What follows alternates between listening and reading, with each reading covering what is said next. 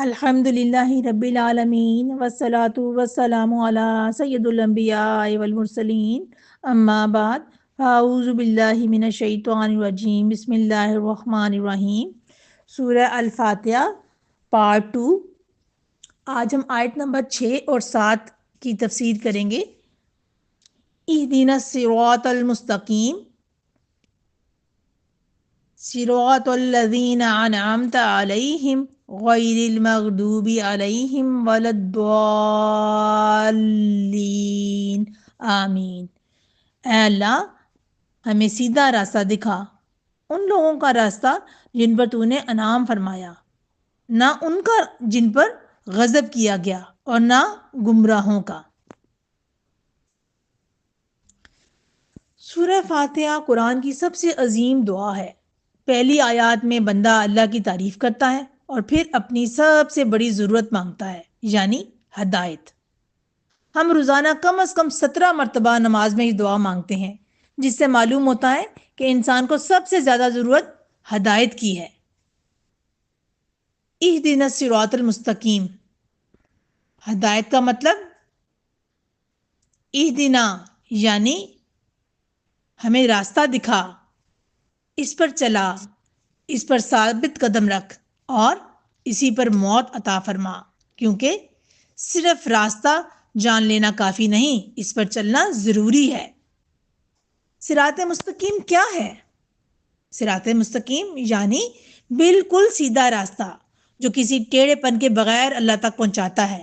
یہ راستہ کہاں تک جاتا ہے؟ یہ راستہ سیدھا جنت تک جاتا ہے۔ یعنی جو شخص صراط مستقیم پر چلے گا اس کی منزل جنت ہے۔ سب سے اہم بات تو یہ ہے کہ ہم صرف یہ نہیں کہہ رہے یا اللہ راستہ دکھا دے، بلکہ حقیقت میں ہم یہ وعدہ بھی کر رہے ہیں کہ یا اللہ ہم اس راستے پر چلیں گے بھی۔ صراط الذین انعمت علیہم یعنی ان لوگوں کا راستہ جن پر تو نے انعام فرمایا۔ قرآن خود بتاتا ہے کہ یہ کون لوگ ہیں۔ سورہ نساء کی آیت نمبر 69 میں اللہ سبحانہ تعالیٰ نے ارشاد فرمایا ہے وَمَن يُطِعِ اللَّهَ وَالرَّسُولَ فَأُولَئِكَ مَعَ الَّذِينَ أَنْعَمَ اللَّهُ عَلَيْهِمْ مِنَ النَّبِيِّينَ وَالصِّدِّيقِينَ وَالشُّهَدَاءِ وَالصَّالِحِينَ وَحُسْنَ أُولَئِكَ رَفِيقًا، جس کا ترجمہ ہے اور جو لوگ اللہ اور رسول کی اطاعت کرے گا تو وہ ان لوگوں کے ساتھ ہوگا جن پر اللہ نے انعام فرمایا، یعنی انبیاء، صدیقین، شہداء اور صالحین، اور یہ کتنے اچھے ساتھی ہیں۔ اس آیت سے بڑا سبق ہم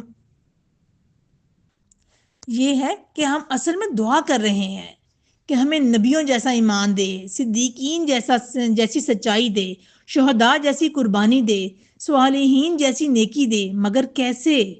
صرف دعا سے نہیں، ہمیں ان کی زندگیاں سیکھنی ہوں گی، ان کے واقعات پڑھنے ہوں گے، ان کے اخلاق اپنانے ہوں گے، تب ہم ان کے راستے پر چل سکیں گے۔ حضرت ابو بکر صدیق رضی اللہ تعالی عنہ ہر حال میں سچ، ہر مشکل میں رسول اللہ صلی اللہ علیہ وسلم کے ساتھ، اسی وجہ سے نبی صلی اللہ علیہ وسلم نے ان کو صدیق کا لقب دیا۔ حضرت سمیہ رضی اللہ تعالی عنہ شدید ظلم برداشت کیا مگر ایمان نہ چھوڑا۔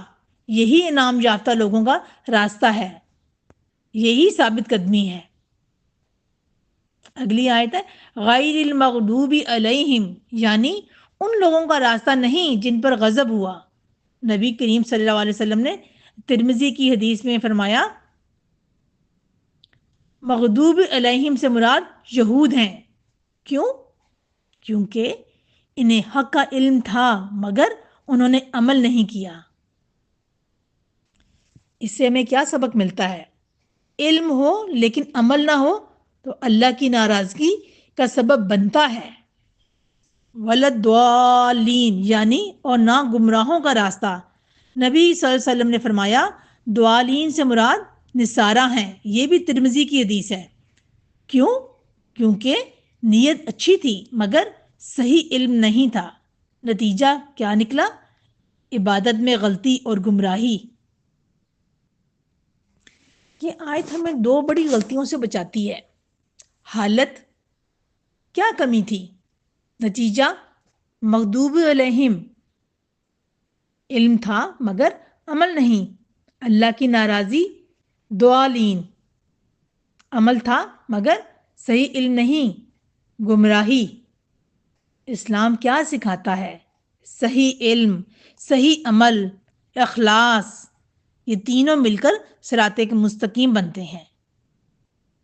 صراط مستقیم کی عملی شکل حضرت عائشہ رضی اللہ عنہ فرماتی ہیں، نبی کریم صلی اللہ علیہ وسلم کا اخلاق قرآن تھا.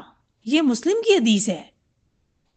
یعنی عبادت میں اعتدال، معاملات میں انصاف، اخلاق میں نرمی، زندگی میں توازن، یہی صراط مستقیم ہے. پھر ہم سورہ فاتحہ مکمل کرتے ہیں تو آمین پڑھتے ہیں. اور آمین کی حقیقت کیا ہے کہ بخاری کی حدیث ہے، نبی صلی اللہ علیہ وسلم نے فرمایا جب امام آمین کہے تو تم بھی آمین کہو. جس کی آمین فرشتوں کی آمین سے مل جائے اس کے پچھلے گناہ معاف ہو جاتے ہیں. لیکن یاد رکھیں آمین دعا کی مہر ہے، عمل اس کی تکمیل ہے. ان دو آیات سے ہمیں سبق ملتا ہے کہ صراط مستقیم جنت کا راستہ ہے. صرف دعا نہیں، عمل ضروری ہے. انبیاء اور صحابہ کی زندگیوں کو سیکھنا ہدایت کا ذریعہ ہے. ان کو نہ صرف سیکھنا ہے بلکہ سیکھ کر اپنے بچوں کو اور ان لوگوں کو جن کو اس بات کا علم نہیں ہے ان کو بھی سکھانا ہے. ان کو بھی وہ ان کے واقعات اور ان کی کہانیاں سنانی ہیں تاکہ ان کو بھی پتہ چلے کہ انبیاء اور صحابہ کو کیوں اللہ تعالیٰ نے انعام یافتہ کیا. علم بغیر عمل ناراضی لاتا ہے، عمل بغیر علم گمراہی لاتا ہے. اللہ سے دعا کرتے ہیں کہ اللہ ہمیں صراط مستقیم پر چلنے والا بنا، انعام یافتہ بندوں کے راستے پر قائم رکھ اور ہمیں غضب اور گمراہی کے راستوں سے بچا لے. آمین یا رب العالمین.